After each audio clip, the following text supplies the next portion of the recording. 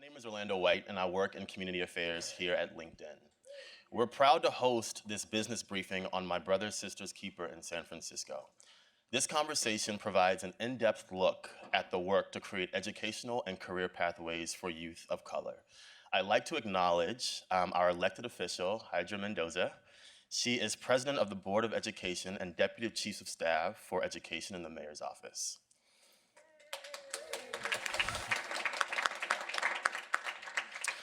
San Francisco is a city of abundance.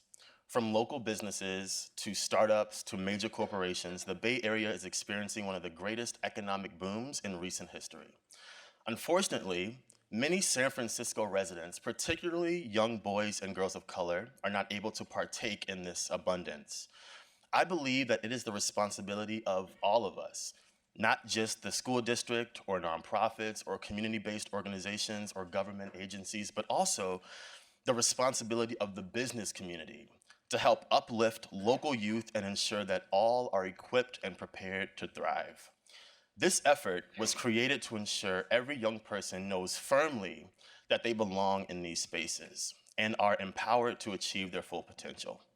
Therefore, this event will be a success if you have a better understanding of the progress that San Francisco's My Brother's Sister's Keeper's work has made since it was formed, and also deeper insight into the state of African American achievement at San Francisco Unified School District, including where progress has and has not been made.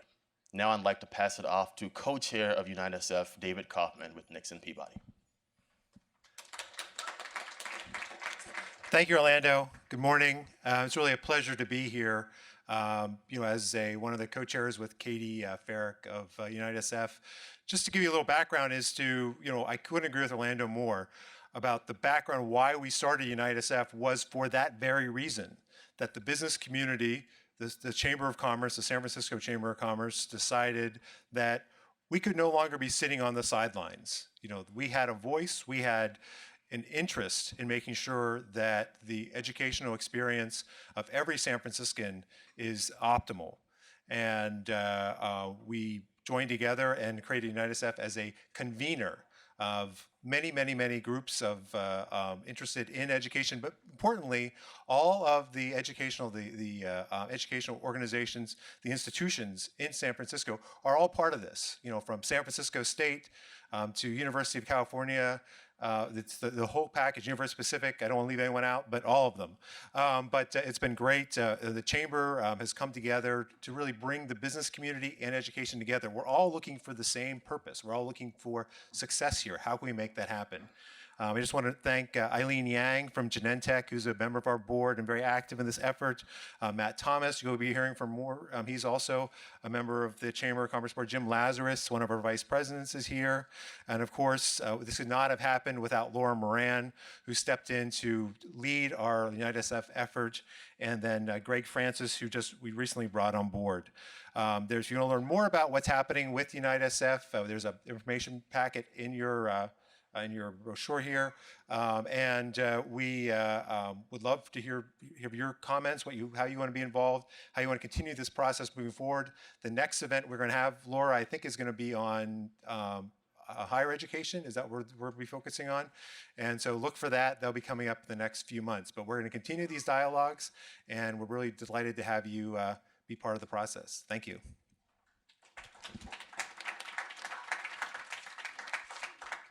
Now for some general housekeeping. As you can see and hopefully smell to your left, we have food and coffee. Feel free to help yourself during the conversation. Bathrooms are actually just out of this room and to the right. There's a mic in the center of the room, so please participate, ask questions, be an active member of the conversation. And we also have feedback forms underneath each one of your seats. We ask that you leave feedback and commitments on the card underneath before leaving. And now it is my distinct privilege, to introduce our panelists. I will start with our moderator, Mr. Matt Thomas. Please join us up, thank you. Matt is the current president of the San Francisco African American Chamber of Commerce and president of Visit San Francisco, a 28-year resident of the city and also a board member of the San Francisco Chamber of Commerce and the World Center of San Francisco. Mr. Theo Miller. Theo is the director of Hope SF, the nation's first large-scale resident public-private partnership aimed at transforming racially segregated public housing neighborhoods into vibrant, equitable, mixed-income communities without mass displacement. Director Cheryl Davis. Director Davis is the executive director of the San Francisco Human Rights Commission and previously served as commissioner between 2011 and 2016, including a tenure as vice chair of the commission. And finally, Dr. Vincent Matthews. Dr. Matthews is the superintendent of the San Francisco Unified School District. In this role, he serves as the top executive of the 8th largest school district in California and the 3rd largest employer in San Francisco. A native of San Francisco, Dr. Matthews previously led the San Jose Unified School District as superintendent for 5.5 years. Prior to working in San Jose, he served as state-appointed superintendent for Oakland Unified and as an area superintendent for San Diego City Schools. Please join me in welcoming our panel.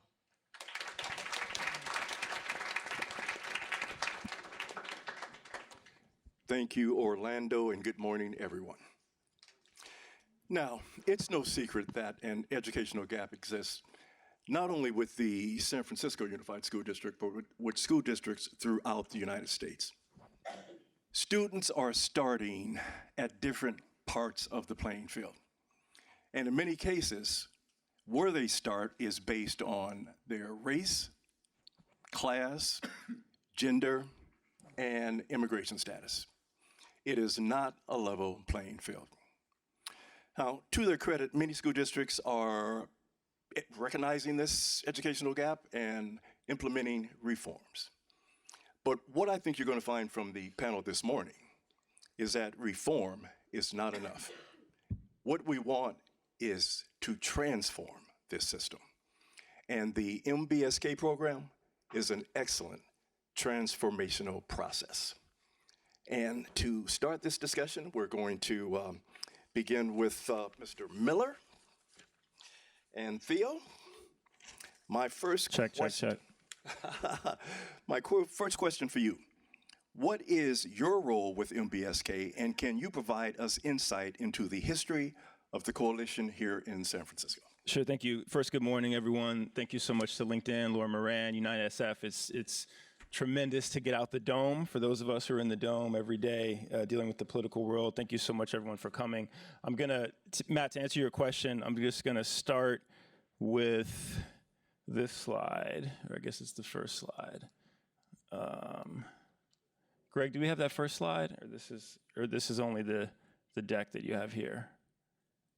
This only this deck. Okay, no problem. So as you came in this morning, you saw this, which is crazy that that's the White House back in 2014. So as I walked in, I just thought, like, wow, that's a trip.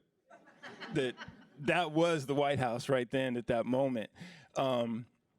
So again, my role as director of Hope SF and as a senior advisor to the mayor was really to advise the mayor's office on issues of racial equity.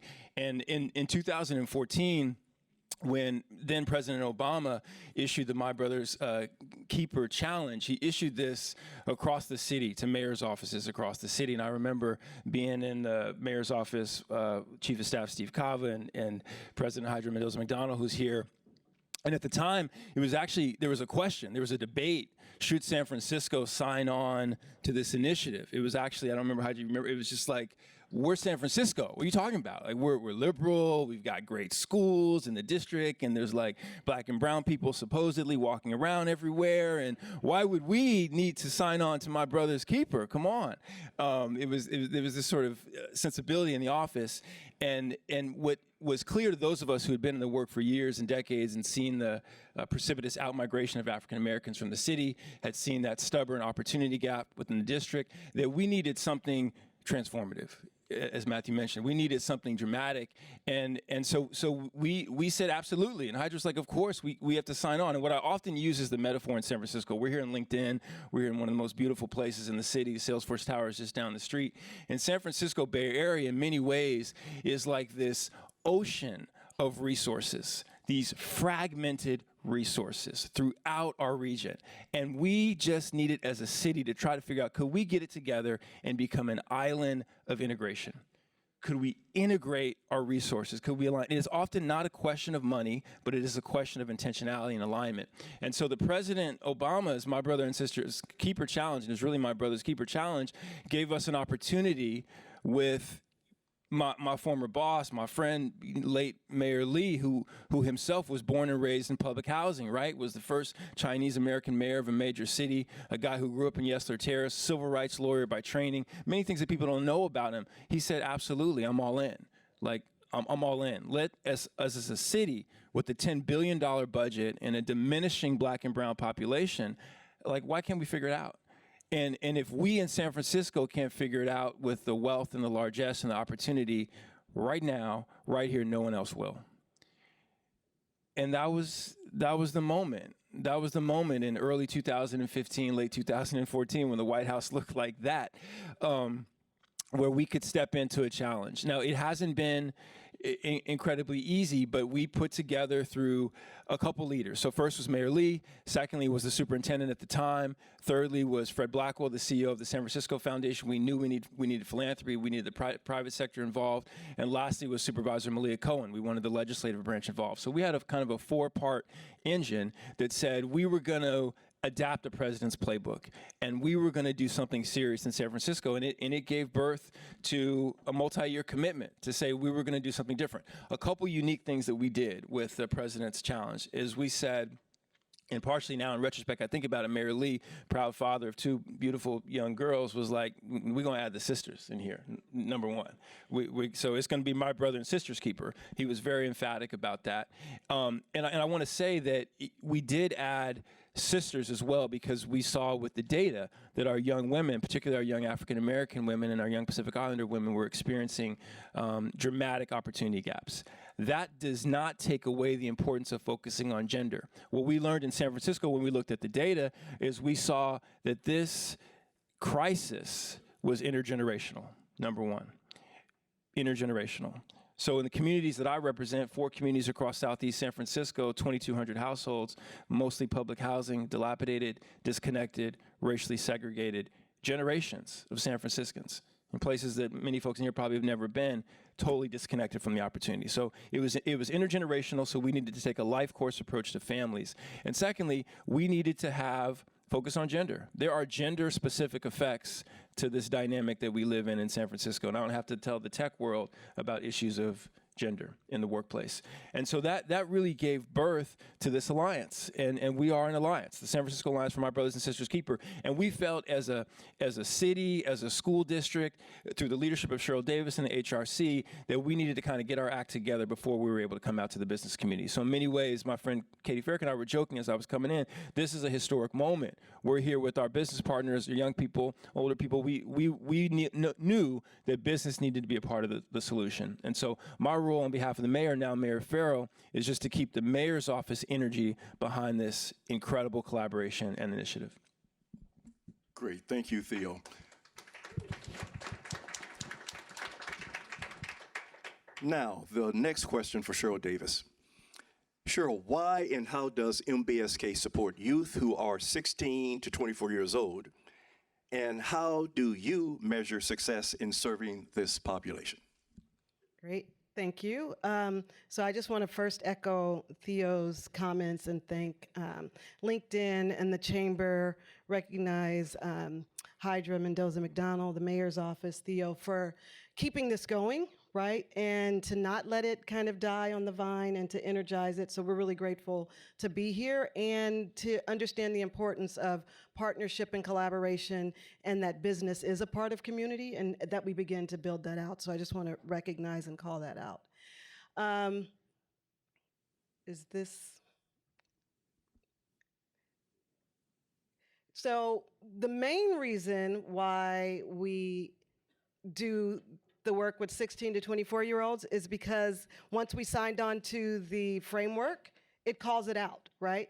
So when we talk about graduating from high school, that means that we're working with a certain age group, a certain population, right? When we talk about graduating and being able to be employed and having opportunity to work, that means that we're talking about a certain age group and a certain population. But to Theo's point, the other thing is that it's part of this continuum. Right? It's part of building success. It's not saying that success means that you're going to work in a tech company or that you're going to work in a school. It's just saying that however you define success, that we want people first and foremost. I know this is hard and very foreign at this point, but to be able to live and work in San Francisco, right? So that means that we have to be intentional, and it doesn't mean that we wait till somebody graduates from high school to get them job ready, right? And it also doesn't mean that we wait till 16 to 24, but we want to be more intentional about this. Katie and I were talking just before we came in here. One of the challenges has been when we talk about getting work ready, and people have different lived experiences, and we have a set of expectations of what it is that we're looking for when we want to hire someone, but they haven't had that experience or even had that context. And what it means to just sometimes say, all we want to do is do exposure, right? And being able to have those levels and degrees of that work. And so it's called out. 3 of the milestones are specifically around 16 to 24-year-olds. So that's part of the why. The how, there are basically 4 focus areas where we do this. One is around justice policy, right? For us to realize and understand the systems that are in place and the role that the justice system actually plays in keeping people from being employed and getting work and going to school and getting educated. Right? One of the struggles that we have, and I know the superintendent's office has been, Landon and I have worked with different folks over the years. One of the challenges we've had is literally having first graders have school resource officers or police officers called on them, right? How do we think that first graders, second graders, third graders that are introduced to the criminal justice system at that age, right, are going to be able to make it through in some way? So it's about justice policy, it's about champions, it's about everybody in this room being a champion, right? Making a conscious decision to say, it might be as simple as saying hello to someone, recognizing them, seeing them on the street and not having them be invisible, right? There are maybe limited Black and brown people walking around on the streets of San Francisco, but if you don't speak to them, if you don't acknowledge their presence, they still feel invisible. Right, so that's the part around champions. This life course framework, which Theo talked a little bit about, this dual generation, this not saying that it ends at 18 or that it starts at kindergarten, but pre-birth, for us to be talking about how we support people, for us to look at it not just in terms of the kids, but to also think about, I had this conversation with somebody yesterday where they were like, how does planning or how does workforce development connect with MBSK? I don't know very many 3 or 4-year-olds that live independently, right? They live in a home with someone, right? Somebody is paying the rent or the mortgage or finding a way to get the bus pass to get them to school. So it's all connected, right? And until we realize that life course piece, then we're kind of lost. And then most crucial and critical to this is our community collaboratives. The ability for us to actually partner with folks in the community that have the authentic relationship, that are building those relationships, that actually can knock on somebody's door and say, we missed you at school today, right? Those are critical for this work. This is just a quick look at some of our partners. We have a mix of right now 38 city departments as well as community-based organizations. Really grateful. I saw Ayanna Bennett from Department of Public Health. Like, it runs the gamut. If we're gonna do this work, we have to have partners in community, we have to have policymakers, we have to have system leaders helping us, because the system clearly is broken. And part of this work is about how do we redesign, not just rethink, but actually redesign and implement a change in the system. And we're happy that we've launched the Youth Council this year. We're happy that we've had 5 results-based accountability workshops where we're working with city agencies and community partners to rethink what outcomes look like and how we measure that. It's not enough, right? We need to do more, but it is a beginning. We're really happy about the core programs, Hope SF working with Theo Miller, being really intentional about place and where people are living and how we support folks in that regard, holistically, working with Landon Dickey and the superintendent around the African American Leadership Initiative, which means supporting some of the affinity groups in schools, the BSUs, trying to think about boys and girls groups in schools and to have a standard frame around that, right? So that we're not just having people go willy-nilly into schools and thinking because somebody's black, that means that they're gonna be able to deliver a good program, right? To be more intentional about how we support young people of color. And then a program that I'm really happy about and satisfied with is this community safety initiative, right? Which looks at public safety and support and opportunities for young people, not just as a public safety issue, but really thinking about it in terms of mental health, thinking about it in terms of economic mobility, and thinking about it in terms of how we all partner, right? If David Gray from the PUC is trying to make sure that they have a pipeline for people to get jobs as their workforce is aging, we need to be thinking about that right now, not waiting until everybody retires to say, where is everyone? What does it look like to build that pipeline right now and to be intentional about it? And that is part of what we're doing with programs like CSI. Like I mentioned earlier, this idea of internships and opportunities.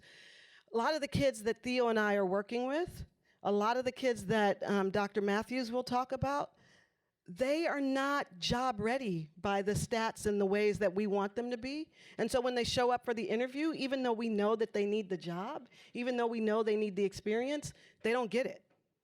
Because they came in with a bad attitude based on what we think is a bad attitude, not based on what trauma-informed systems would say is really going on with them, right?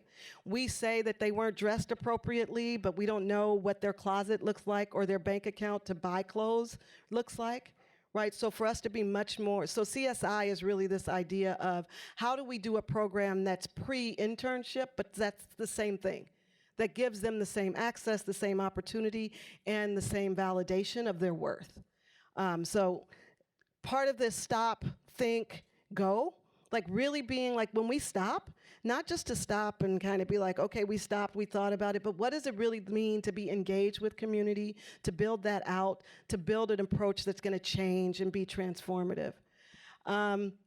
And then the measuring success, in your papers, in your packets there's a one-pager from, we were fortunate this last year to work with Stanford to begin an evaluation of some of the programming. We're working with our partners, again, around results-based accountability. What does it look like to measure impact beyond attendance, right? People talk about kids vote with their feet, so if they show up every day, that's a good indication. Well, if they show up every day, I used to say when I was running a nonprofit, if I am just giving people respite and then they get to go out in the community and wreak havoc, then I have not done the community a service, right? Right? So really thinking about what they're doing in that space and what they're doing when they leave the space. And how are we actually helping the community be better and helping them see themselves as change agents as well. So there are surveys, there's feedback, and now we're starting to work with University of San Francisco has some level of that, and that we're starting to do more with, I know that for years the district has worked with state, there's SF State around Super Sunday, around recruiting, and so being able to measure like what's the impact of that recruiting? What does it look like for us to have 20 spots for students to come into a university, and can we fill those spots? And if we can't fill those spots, what do we need to do on the front end? So the success is ongoing. For me, we don't necessarily have one size fits all, because kids are coming in at different places. And so we're really working with our partners to say, what are the goals that have been defined and designed? Because for one student, success might be a 3.0. For another student, success might be they showed up 5 days this week for school. And for us to be able to accept and acknowledge that as we go along is really important, because we want to make sure that we see everyone. I think we were just in a meeting the other day. When we think about the size of the African American population in the school district, and if we go by grade, like it seems like it shouldn't be that hard for us to be focused and intentional, but it takes all of us to do that. Because if we say to people they're gonna be able to get jobs, but then they go into businesses and they don't see anybody that looks like them, they don't believe us. Thank you, Cheryl. Now, ladies and gentlemen, as Cheryl mentioned, we are all part of this team, and every great team needs a great coach. And I can't think of any better coach than Dr. Matthews. In the short time that I've known him, he has definitely indicated that he's committed to this effort, and he is committed to making a difference. Dr. Matthews, my question for you: how does the district tie into MBSK, and specifically, what is the state of African American student achievement at the San Francisco Unified School District? Thank you, Matt. First, I'm going to figure out how this works. It's not the, oh, okay, here we go. There you go. Thank you, Matt. Thank you. I like your first name, strong first name, Matthew. You know, as a district, we realize that to better serve students of color, and in particular African-American students, we have to be innovative and we need to leverage the resources of the community. As you've heard from the previous speakers, we live in definitely one of the richest cities in this country, if not one of the richest cities in the world. So the resources are here, and it becomes the question of how do we partner and how do we make sure those resources are aimed towards what our desires as a city. So we tie into MBSK through partnerships. And when I think about the data and what's going on in the district, especially in terms of where we are with African American students, we are definitely in a state of heightened urgency. Over time, we have seen the achievement gap, and the term I usually use is opportunity gap, because that actually looks at the actions of adults in the system. I believe the achievement gap is a manifestation of the opportunity gap. But today I'm talking about the gap in rates of passage and students where they are. When we look at that gap, over time, that gap has remained the same. And so what has raised our sense of urgency around this is the resources in this city have increased, yet that gap has remained the same. We watched the number of African American students in the city decrease, which even more so, it means there's a smaller number of African American students in the city. We should be able, even more so, to target resources to the number as it gets smaller. Yet we've seen that gap in achievement over decades remain exactly where it is. So we are at a place of heightened urgency around making sure that we are targeting and giving the resources to the students who need them most. So we work broadly with the Alliance to serve students of color with a particular focus on African American students. And we do this, it's hard to read on that slide, but we do this because of our mission, which is that we, as a district, strive to make sure that all of our students, each and every student, gets the resources and the support and the instruction they need to thrive in the 21st century. We, as a district, believe that if students are going to be successful, they have to have those resources. They have to have everything that we can give them. And in order to thrive in the 21st century, that's what it's going to take. We also do this work because of our focus on our core values. And one of those core values is social justice. And for us, social justice means making sure that the students who need more receive more. So it's equity-focused, equity-minded. Many times I talk to people and they'll interchange that with equality, and it absolutely is not the same, because we're not doing the same thing for all students. Students who need more will receive more. We also believe in targeted universalism, and what that is saying is that we absolutely need to make sure that the strategies that we're using will be throughout the system. And, you know, a big part for me in my background is I've had the opportunity, this is my 32nd year in public education.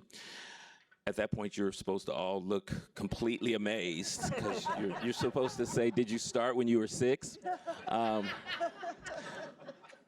But in the 32 years, I have absolutely seen pockets of excellence for students of color, particularly for African American students. I've watched spots, classrooms where you've seen African American achievement excel. I actually worked in a school back in the 80s out at George Washington Carver. It was the number one student, in terms of student achievement, the number one school in the district. It was 100% African American, 100% low income. But that was one school that wasn't happening throughout the system. So for me, do we have the resources and the skill to make this happen for African American students? With no question. There is no doubt in my mind. The question is, do we have the will? We have the skill. We know what it takes, but do we have the will to actually do that? This slide actually is illustrating our data-driven process. In the district, our process is a plan, study, do, act model. And so you can see that through this slide, you see the data review where we're planning, we're having meetings. The bottom is where we're actually doing.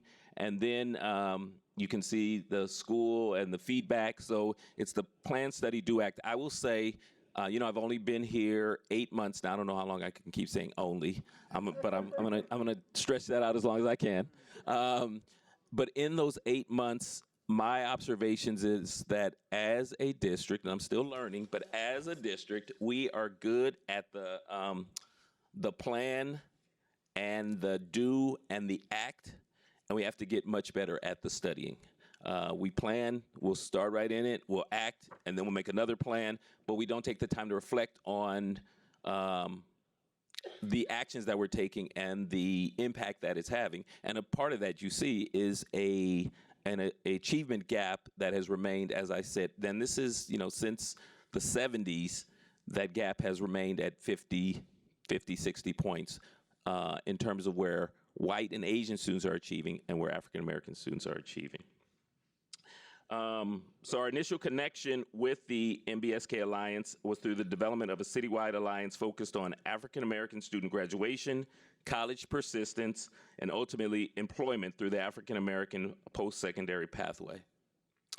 Through the partnership, we've experienced some recent success in increasing African American graduation rates, and you can see the gap narrowing, which should be applauded.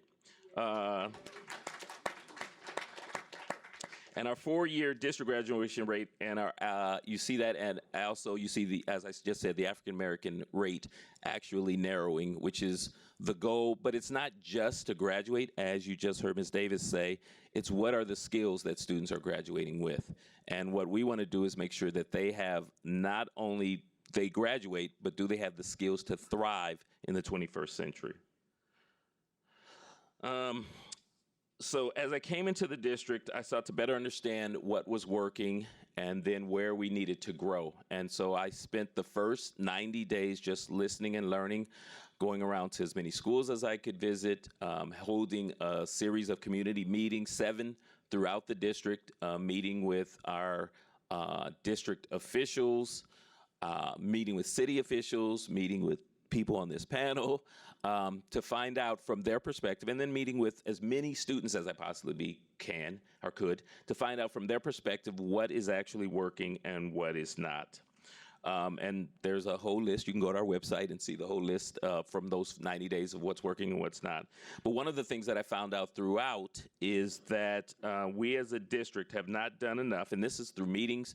I would ask what's working, what's not. Through these meetings, what I continually heard is we as a district have to do a better job of educating African American students. And that came up over and over and over again. Didn't matter what part of the town I was in, what school I was at, that theme came up over and over again, which is very exciting for me as a superintendent, because what it said is we as a community believe that this is something that we need to do. But then it goes back to, as I said, we know what skills are necessary, but then it's one thing to say that, but the next step is, but do we actually have the will to do that? Because when you start putting steps in place, that's when you start to hear, well, wait a minute, I believe we should do that, but I didn't know that this is the impact it's gonna have on me and my life and my child.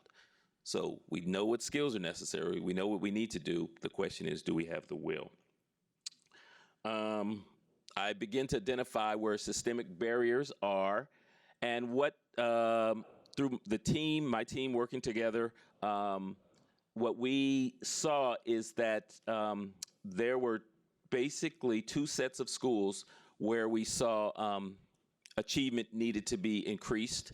The first set I call historically underserved schools, and these are schools that historically have underserved low-income students of color with a particular focus on African American students. And then the second list, the list on the right, is the high equity gap schools. So these are schools where you see the central score, and your first thought is, well, the central score would be a 75% proficiency, but then when you disaggregated the data, what you found out was that white and Asian achievement was at 90% at this school, and then African American achievement was at 20% at the school, and those schools are high gap schools.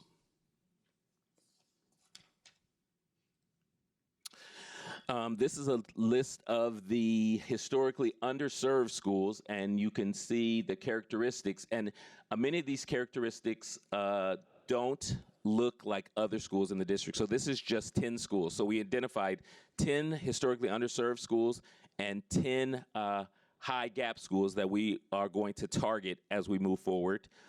These 10 schools, there are 140 schools in the district. This is just 20, well, this is 10, but the total of the two lists is 20 schools.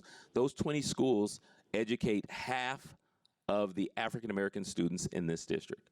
So out of 140 schools, 20 schools educate half of the African American students in the district. So we're targeting those schools with resources, and I'll talk about what those resources are, what the plan is.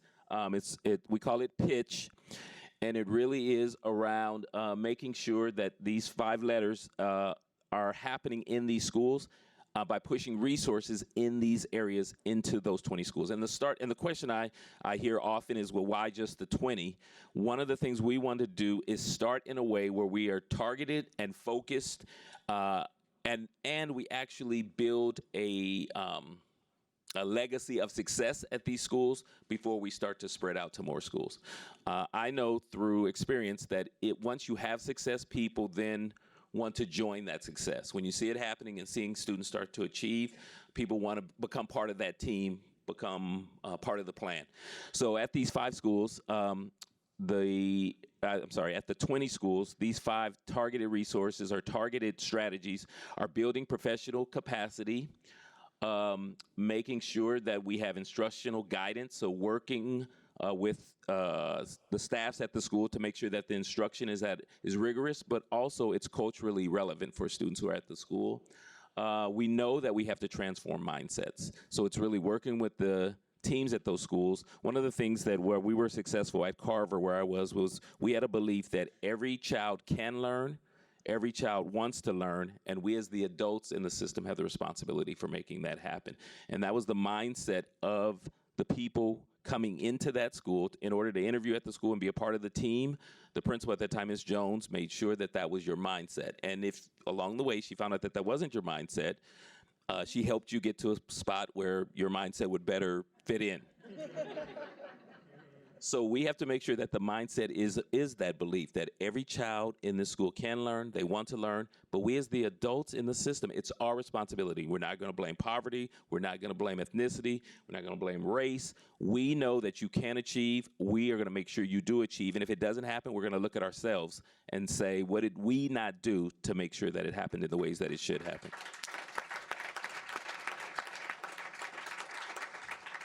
There has to be a collaborative culture in these sites where people are working together with that same goal of making sure that students achieve, especially those students who haven't had the opportunities that they deserve to have. And the last one is high quality staff. How do we make sure that the staff is high quality and effective in those sites? I'm going to go back for a second. I think I have about a minute. Okay, I'm going to go back for a second. And if you look at the average years teacher experience at these 10 schools, you see that there is no school where it is over 6 years. Some schools, it is at Brown, it's at 3.8. The average in the district is 12 years. So the average throughout the district is 12 years of experience if you go to average at a site. But you can see at these 10 schools how the experience level is in some cases a quarter of what it is throughout the district. So it is incumbent upon us to work to make sure that we have high quality, effective staffs at these schools. It's, I just talked about equity, and equity is giving students who need the most, making sure they receive the most. Well, we as a system have not done that, especially in teacher experience with the students who need the most. So with that, I'm going to stop. Dr. Matthews, thank you so much. You give us all hope. Oh, by the way, Dr. Matthews, I'd like to introduce one of your key members of your team, Landon Dickey. You want to stand up, Landon? Thank you. Now, ladies and gentlemen, whether you have kids in this school system or not, each one of us has something at stake here. And we'd like to hear from you. If you have any questions, there is, I believe, going to be a roaming mic. There is a mic on a stand back there. So we'd like you to prepare your questions. In the meantime, let me prepare the panel for a few other questions. And either one of you can answer these questions. What themes do you hear from African American youth in the city regarding their future goals and ambitions? Anybody want to take that? I'll just quickly say, in talking with African American youth, what I've heard repeatedly is what excites them is that when they're in classes where there is relevancy, that there's a tie between what the taught curriculum and their lives, or the taught curriculum and their futures. And when they see it's relevant, they get excited and engaged in the class. When they can't see the relevancy is when they tune out or start doing other things. Minds go elsewhere. So the excitement that I see is when they're excited, and they tell me that the teachers who excite them most are the ones who make the tie between the curriculum and relevancy to their futures. I will share, again, I've had conversations with Landon Dickey as well as a brief conversation with the superintendent, and I think what I struggle with the most is, as we've done some of the support for Black student unions, the BSUs in schools, is that a common theme is building community, right? That they feel like they don't belong in the schools that they attend for a couple of different reasons. First, because if they are the minority, there is an assumption, like we need to work on changing the narrative, because there's an assumption about who they are as Black students in the school, right? So the behavior that they may put out where they're asking a lot of questions might be considered a behavior problem, whereas if another student does it, it becomes they're so curious, they're interested in learning more. Whereas this student asks it, it's you're just trying to make trouble and slow down the class, right? So the building community, being seen and being valued actually as a student, and how do we begin to change the narrative, and how do we actually empower young people to stand up for themselves where they're not viewed as troublemakers, but really as just wanting to be in school to learn, because I don't think anyone purposely is like, I don't want to learn and I don't want to be important and I don't want to be special, but they react from those feelings. Yeah, and I think I'll go broader than the schoolyard from the city perspective to think about place. And James Baldwin has this great essay about being a stranger in your own land, and I think many of our young people, African American young people, are resilient, love their neighborhoods, love the communities in which they grew up in, love the San Francisco that grandma raised them in, and feel as if where we currently are right now, where the Salesforce Tower is built right now, might as well be 500 miles away. It might as well be in Kuwait. And so I think it's incumbent upon those of us that have the privilege to step into spaces like this to not only visit, connect with, be a part of the communities that are disconnected from this prosperity and opportunity, but to ensure that our privilege and our wealth is not done on the backs of those communities that have been here for decades. Thank you so much. Very relevant. Next question. What are the highest leverage actions that businesses could take to advance your work? And what are some examples where businesses have provided valuable support and have stepped up to the plate? I'll start.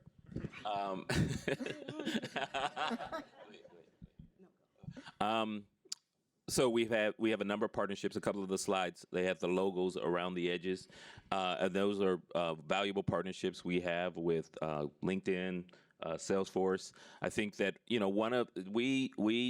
I'm just going to be transparent. We in California do not adequately fund public education.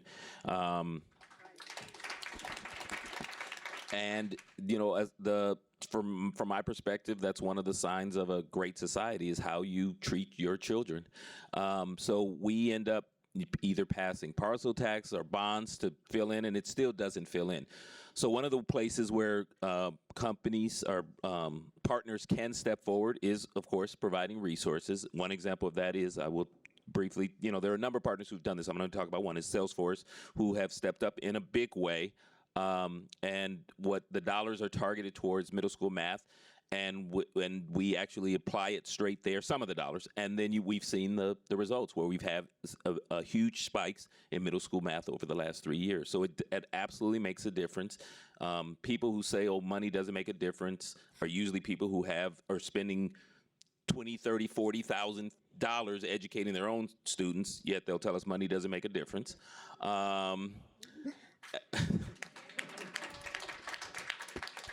So it absolutely, that's one way. And one more, the other way that I've seen in a big way is it goes back to the relevancy piece, and it's stepping forward to provide internships, which gives students where Theo was just talking about the tower might as well be 500 miles away.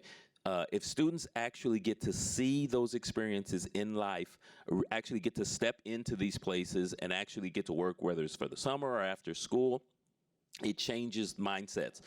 You can't hope for something that you have no idea what it looks like or how it exists. But if you're stepping in there and seeing it on an everyday basis, that's when things start to change and you start to plan on how I can get there. So providing internships is another big way that assists us as a district. I would say you just mentioned hope, and one of my favorite poems or poets is Maya Angelou. And when I think about some of the young people that we're working with, this sense of hopelessness is so very real. And there's a poem that she has, Life Doesn't Frighten Me at All, and one of the lines is, don't show me frogs and snakes and listen for my screams. If I'm afraid at all, it's only in my dreams. The problem is, the dreams are terrifying, not because they're dreams, but because the opportunity to actually achieve them is so far removed from them. And so for me, it's as simple as offering an opportunity to dream, right? To be able to envision themselves in these places, right? And when we think about internships, just being in this space, like when we brought 100+ kids in here and they're like, wait, this is where people work, right?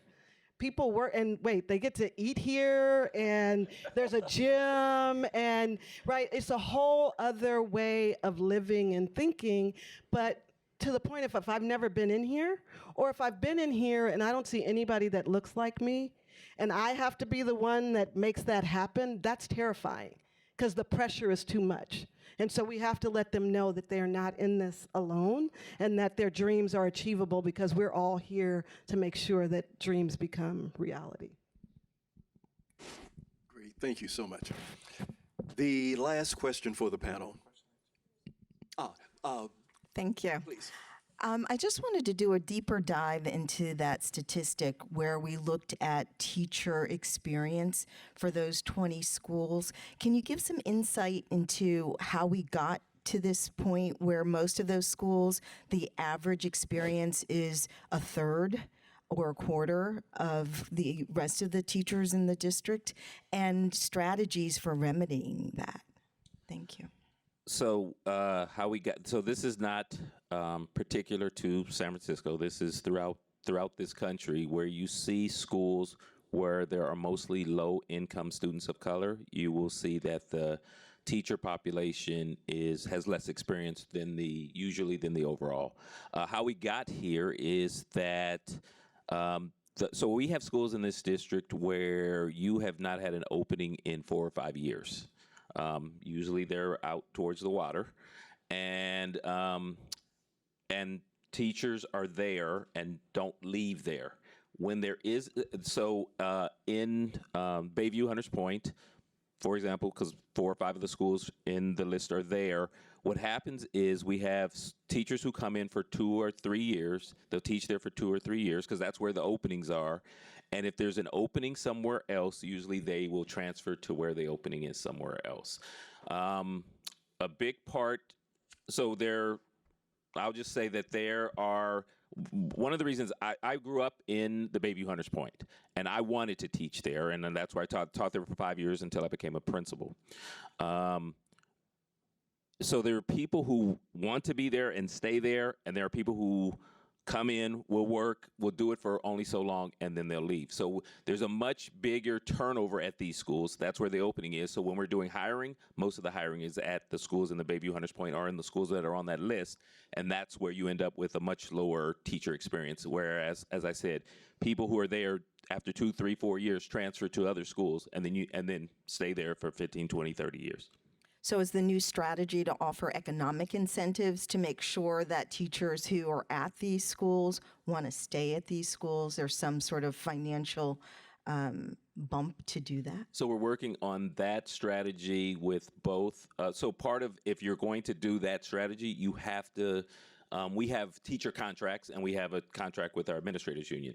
So we have to get buy-in from leadership from both of those organizations. I believe that is a necessary strategy, and we're having those conversations right now.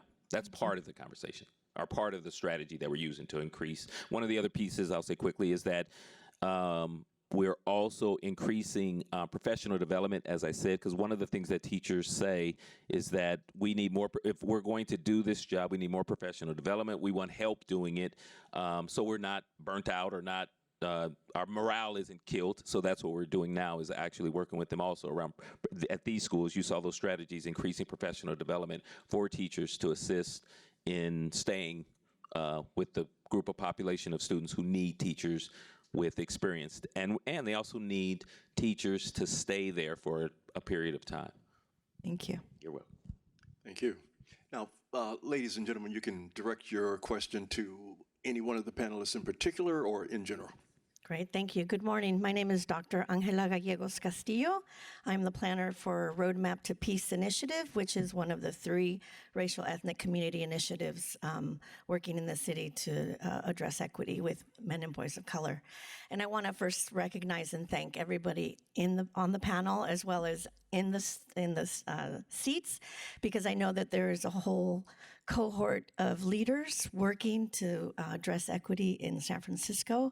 And while we know sometimes it takes 1 step forward, 2 steps back, I think the point of Dr. Matthews' point about leadership and the political will to make a difference, I think our hearts are there, and we need to work collectively to ensure that these system barriers that Dr. Matthews was talking about, especially in the schools, are addressed. I want to remind everybody the Brothers and Sisters Keeper, when Obama set it out, was a multiracial agenda. And so I'm really excited because Roadmap to Peace works with Cheryl and Theo and the school district in different levels, and we want to ratchet up a bit, right? We want to go to the next level. And you warmed my heart when you said we don't do enough studying about what's going on, because I think we're well-intentioned sometimes and we rush to implement. And so I really want to invite you and welcome you to a community meeting in the Latino community to give a presentation like this about our Latino youth, because we know that the impacts for Latino youth are in many cases the same as African Americans, and especially when we look at our immigrant youth that are here in the city. So I welcome you to come and have a conversation with us and also present something like this. I think in terms of more leadership, I think there are ways that we can learn from other districts. So in Oakland Unified School District, there's an equity office, and it's doing some phenomenal work. So I think there are ideas out there that we could really examine, look at, to see what else we could be doing in San Francisco. And I welcome the conversation, and I'll be looking for you after the presentation. Thank you. Thank you. Good morning. My name is Garrick Wilhelm. I'm a education equity student in San Francisco State, and I work on the front lines mentoring students at Balboa High School. And I'm so much impressed by the strength and resilience of our Black and brown students. If I were an employer, that would be the first place I would go. But I see so many of these students. I previously have suffered from homelessness myself with the high rate of family homelessness in San Francisco.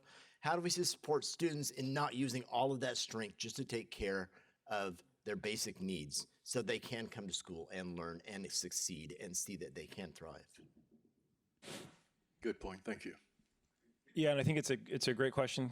Very cute dog. I can't bring my dog with me. It's too big. My dog is large, but and I think for us and those of us in the city, you know, the Department of Children, Youth, and Families just released a $75 million a year set of resources to CBOs and acknowledged, I think, what's implicit in your point, that this is about families. This is what I often emphasize, that our young people are coming to the schoolhouse door, wherever how they look, and they're having, you know, a host of challenges in community life. And so those of us as adults have to embed within the schools and both push our school district and be in partnership with our school district to have community at the center of many of the solutions. And so we now have wellness centers in many of the schools. We have community education liaisons, and we have to have a village mentality to make sure the young people get the supports they need wherever they are. So thank you for that question. Next question. I have two questions. And the first question is, I've heard a lot about the student focus and the teacher focus. And as a person who had a child that went through education and had not one teacher take a personal interest in her as a person, so I'm interested in how your work incorporates parents and what they need. And I know for Black and brown families, that's important. So that's one question, and then I'll just ask the second one and sit down. The second really focuses on work of the future. And when we're preparing students to enter the workplace, what assumptions are we making about not only the kind of work that is going to be available in the future, but the skills that they will need, whether that's face-to-face or remote? Because you have companies that are looking at the nature of work and how it's going to evolve and change. So are we preparing students for the way we think work is going to be in the next 2 years, or are we preparing them for the way work is going to happen in the next 5 to 10 years? Because if we're not doing that, then they're still behind in terms of closing that gap. Well, I will say off top for us, for part of MBSK for our office has been working on family engagement, and so that runs the gamut. It has a literacy program that we do specifically.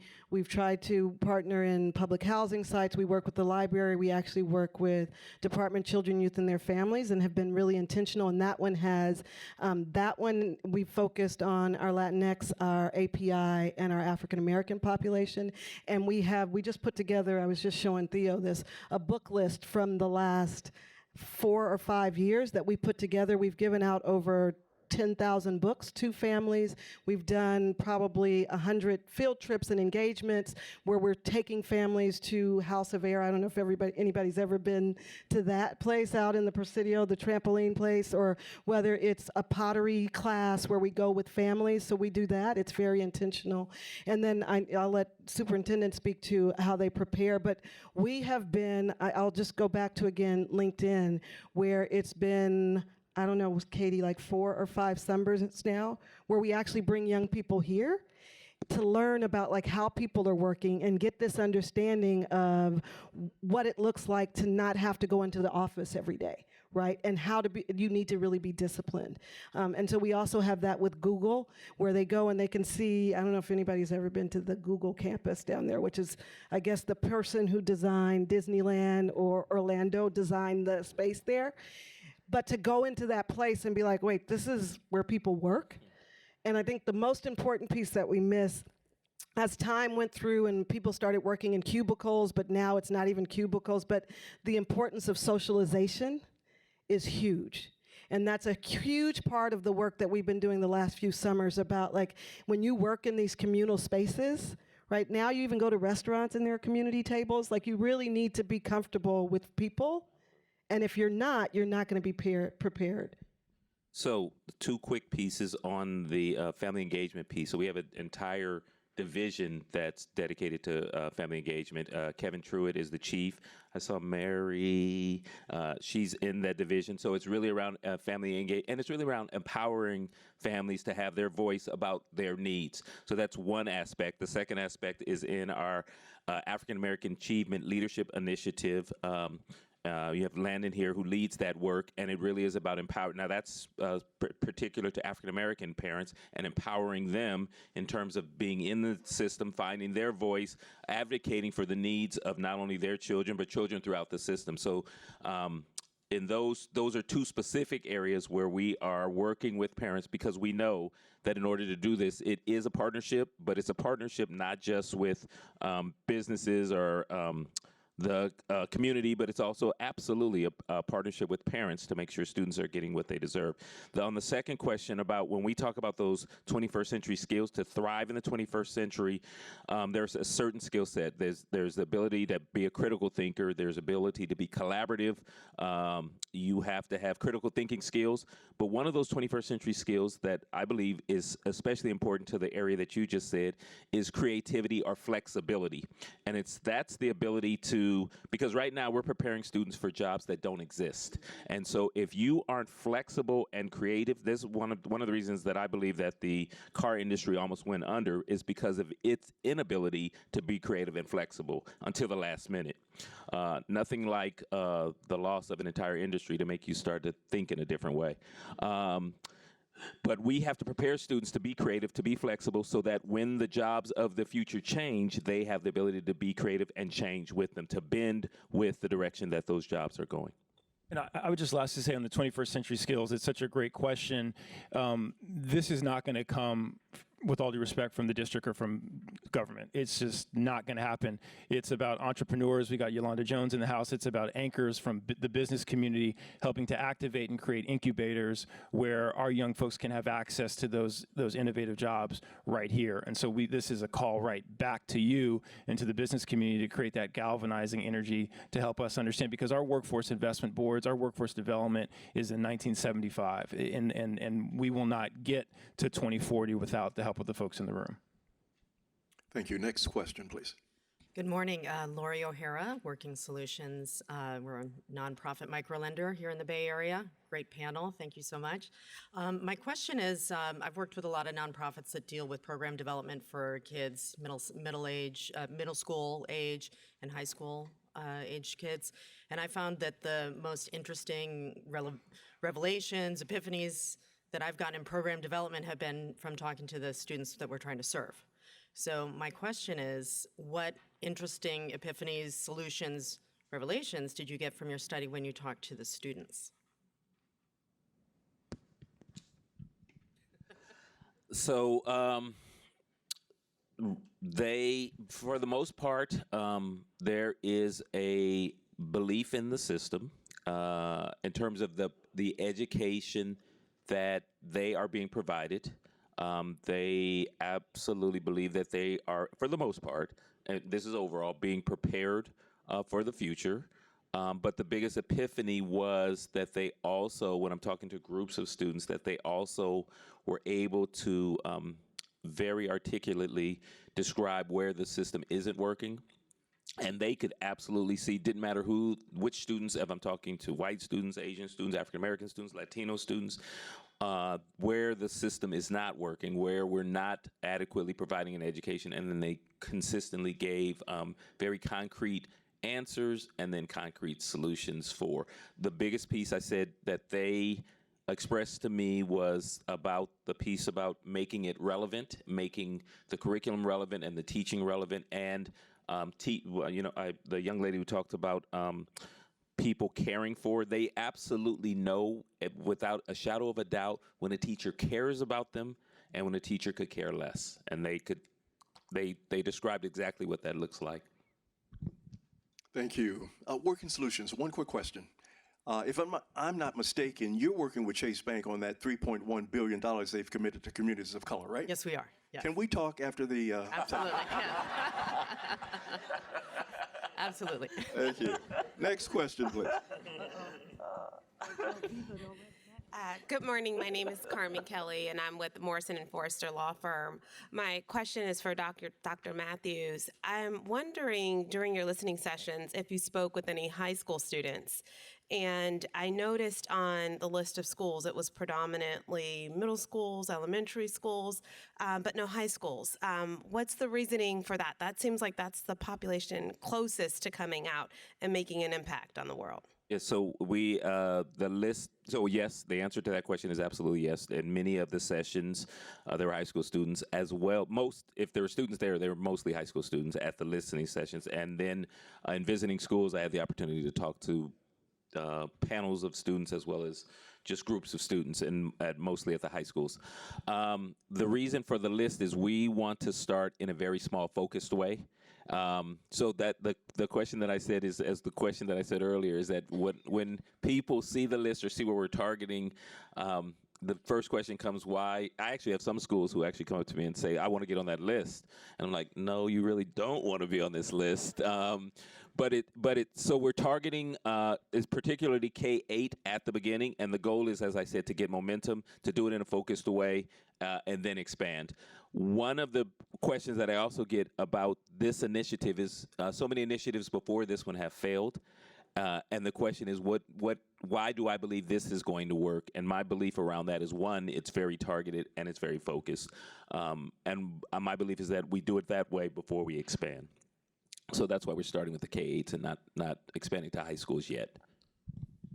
Thank you. Next question, please.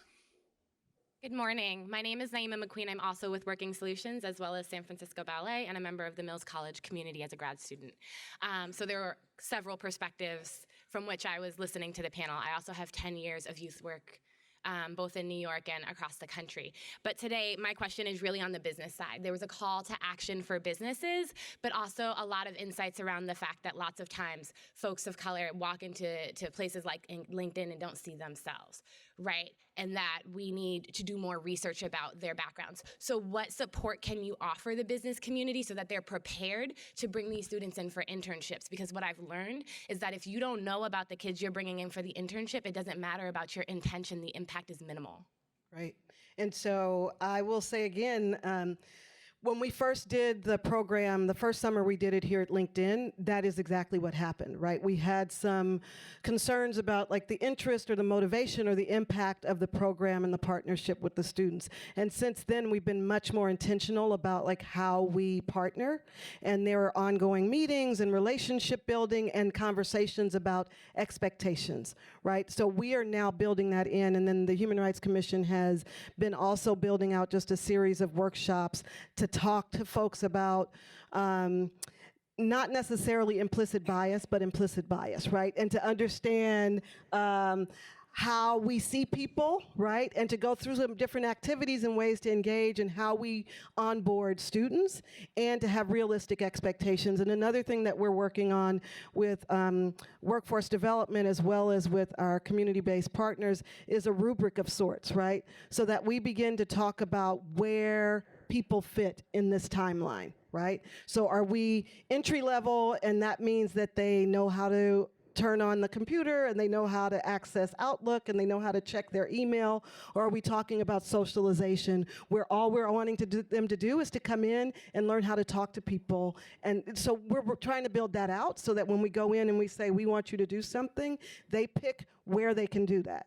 And one of the things I think on the to-go card or the exit card for you today is, what are you willing to do, right? Are you willing to just come and speak to a group? Are you willing to come and do mock interviews? Are you willing to have somebody come to your site once a week just for a visit? So we're really trying to build that out. But at the same time, once we partner with folks, there is this kind of ongoing commitment where monthly we're checking in, and that we go ahead of time and say, these are the 10 kids who are coming to you. Here's the reality of where they are. Here's the expectation of where we'd like them to be at the end of the summer.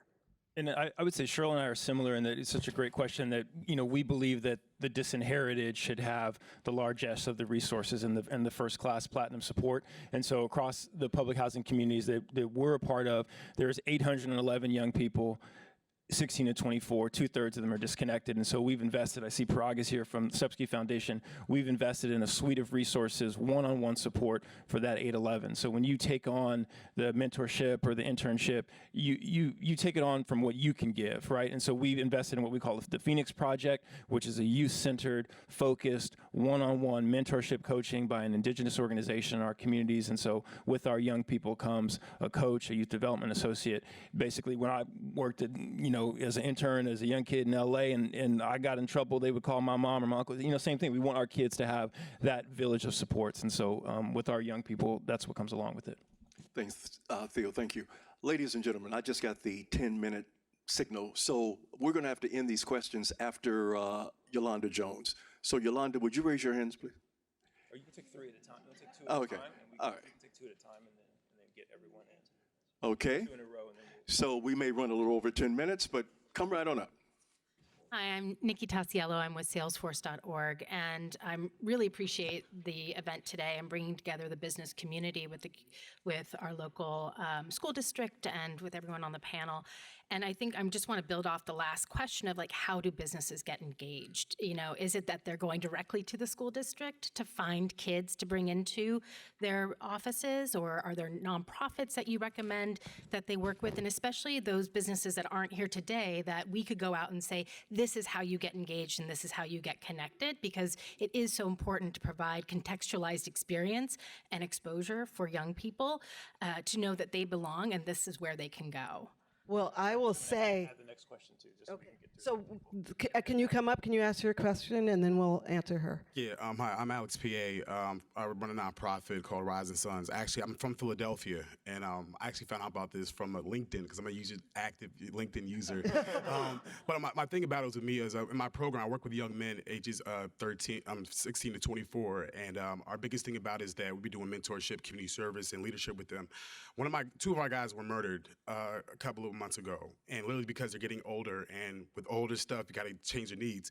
They're looking for jobs. We got to figure out where the money's going to come from for that. So now we're going to launch a program called One's Up in September that's going to help these young men, as well as we're looking at LGBTQ as well as women, as well as people in Latino communities, and figuring out ways that we can use civic engagement to help them uncover their talent, their passion, and gain transferable job skills while they change forth their neighborhoods using civic engagement. And they're going to be paid to be in a program. But the challenge is that, we're talking about a lot of the youth, but the challenge I realize is that networking is a huge part of their success. And that's why I love LinkedIn so much. But the challenge is that the kids that we work with, especially 16 to 24-year-olds, are not on LinkedIn and don't really see LinkedIn as an opportunity to do anything. So it's more like, well, how is LinkedIn using making it more user-friendly for young people, so they can actually become more successful, leveraging the amount of resources that are there. And also, what is San Francisco doing? Like I said, I'm not familiar with too much about it, but I realize you guys have everything over here. So what are you guys doing to create pipelines, career pipelines for these young people? Because the security guard over there was happy just to see my face, which tells me there's not a lot of us in a lot of these places. So I really want to know what those pipelines are looking like for that too. So thank you very much. Great. And Okay, I'd love to talk to you more about that. And I actually want to tie your question with hers, because one of the things that Theo has really been on me to try and do is to be more intentional about this work, and for us to not have just willy-nilly folks going up and approaching folks. And LinkedIn has been really critical for us to say, how are we branding this as MBSK? So we actually last summer with African American Leadership Initiative were working to say, how can we be more intentional about the opportunities and pipelines? I don't have my glasses, I don't know. And so we're asking people that want to get engaged to actually come directly to MBSK in terms of building out that pipeline, so that we can have a database or a warehouse or a bank of that, and that we can be working on supporting the students at the same time. And during the summer, there is, with LinkedIn and all the other tech companies, weekly, every Thursday, there's what we call a mentor series, where we bring over 100+ young people together with folks in those industries. We'll have 2 different ones here at LinkedIn, where they actually do a workshop on getting kids engaged in LinkedIn. They do a photo shoot, and they do the head profile and help them understand that and build their profile with a professional headshot. So it's happening. We just need to coordinate the efforts. Right now, they're all so random, and we're hoping by doing this that we'll start to centralize that work. Yeah, and I would just echo that. I see Katie Farrakhan, just raise your hand, and Laura Moran. I mean, we really see Unite SF and the Chamber as the concrete space where business can come in. They speak your language, and then we're happy to come and connect in whatever way possible. As is the San Francisco African American Chamber. Yolanda. Hi, everyone. My name is Yolanda Jones. I represent Yolanda's Construction Administration and Traffic Control. I'm a Bayview Hunters Point 57-year-old resident. Went to all of those horrible schools that they said are low achieving.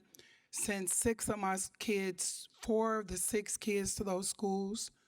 2 of them have masters, 1 has a law degree.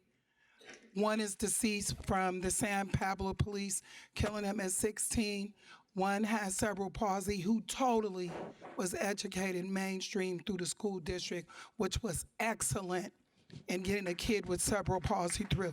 Excellent, okay? He graduated walking off the stage and started Mayor Loma in a wheelchair, okay? I have a business in Bayview that hires a lot of kids from those schools. My question is, how is LinkedIn, the school district, and everybody else gonna turn them back to construction? I'm a construction worker, business owner, trades. Look at all these buildings, LinkedIn, what is it? I don't know all the new ones, but Salesforce, everybody. It's development right here for the next 20 years.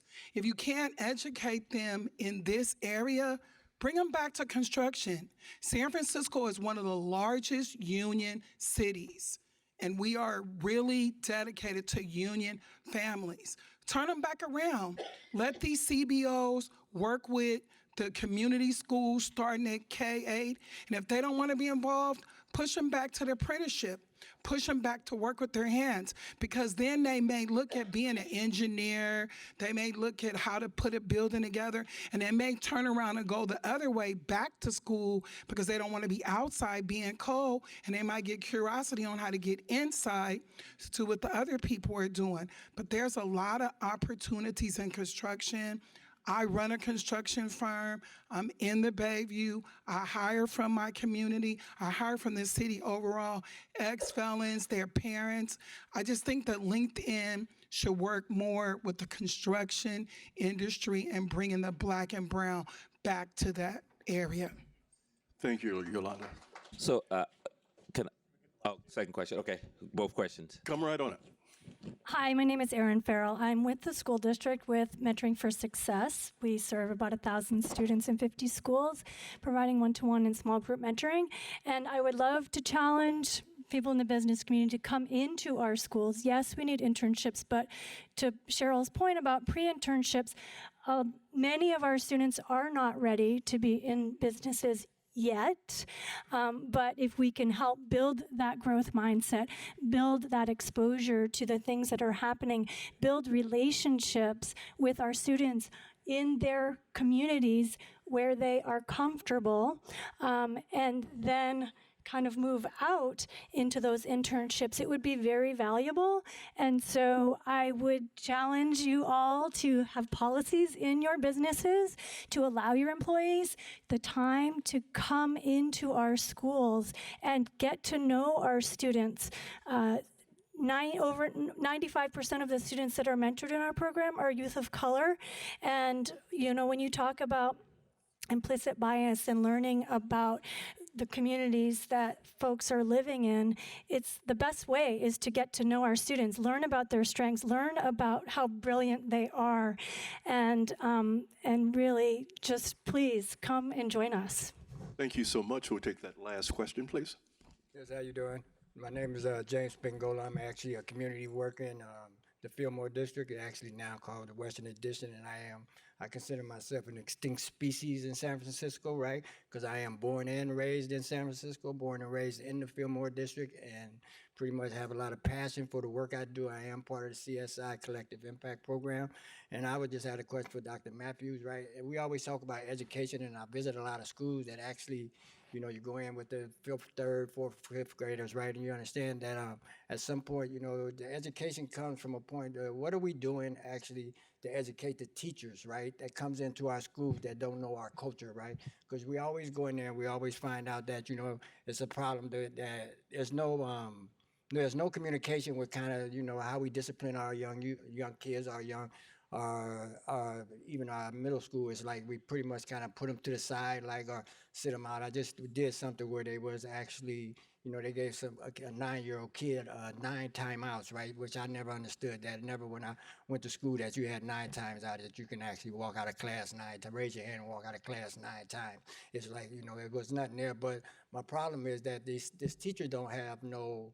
She doesn't know anything about our culture, right? So what are we doing to actually teach the teachers and educate the teachers on our culture overall? So that's pretty much my question. Thank you.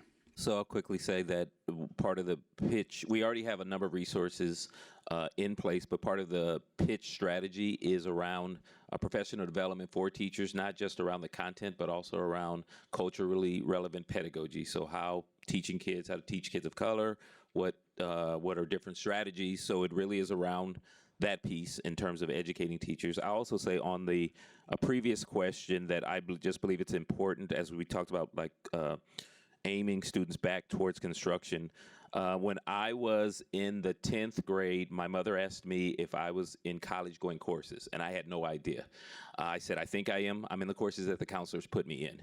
My mother then came up to school with me and said, is he in college going courses? The counselor looked at my course schedule. I'm a sophomore, and then looked at my test scores, previous test scores, and my grades, and said, no, he's not. And so on a Tuesday in October, I was in sets of courses with students who looked just like me. On Wednesday, my entire course schedule was flipped, and I was in courses with students who looked nothing like me. This was at McAteer High. So somebody at the beginning of my high school career made the decision for me that I was not college-going materials. If my mother had not come up to school on that day, I wouldn't be sitting in front of you today. I have no doubt about that. So I say all of that to say we have a number of career pathways in our system for students to assist them in making decisions on their own along with their parents. But I am a strong believer in us. I want to give students all the skills they need so at the end of their high school career, they can make the determination of which pathway they're going to take as opposed to someone else making the decision for them. Thank you so much. Well, ladies and gentlemen, you've been a great audience. And Katie Farrick is going to come up now from LinkedIn and take it from here. But listen, thank you so much. This was a call to action. Thank you, panel. We appreciate your help. Dr. Matthews needs your help. But before you go, panelists, please stay if you don't mind. I'm actually here because I'm here on behalf of LinkedIn, and I'm here to do the ask. As you've probably heard, if you're like me, you're feeling like this is a huge problem. It's a huge issue that we all have to take responsibility for, and it's so large that it feels a little overwhelming for any one of us. So if we could just realize that there are actions that each of us can take and really focus on what we can do, and these lifelong career dedicated experts will help us guide the way to actually ultimately achieving our goals. That's really what I'm here to ask.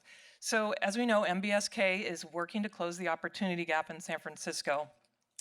There are so many talented students in our school district that really are able and eager to achieve their dreams, but these career pathways have seemed very closed off to them. We need to change that. The business community is really uniquely positioned to open our doors and let them in and be able to be mentors, be able to hire interns and or jobs.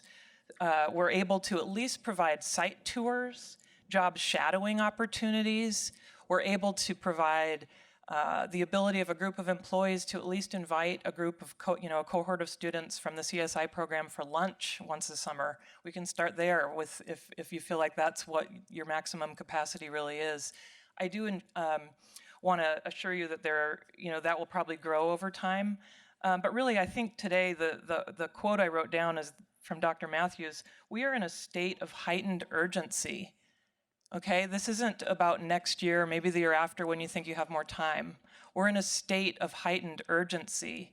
So please don't give up this moment. We're in a very unique time where these leaders are here converging around this issue, and we are able to help. So please join us, join many other companies, but each of us can do our part. I know we can do more, and I love taking aboard the comments and suggestions because I agree.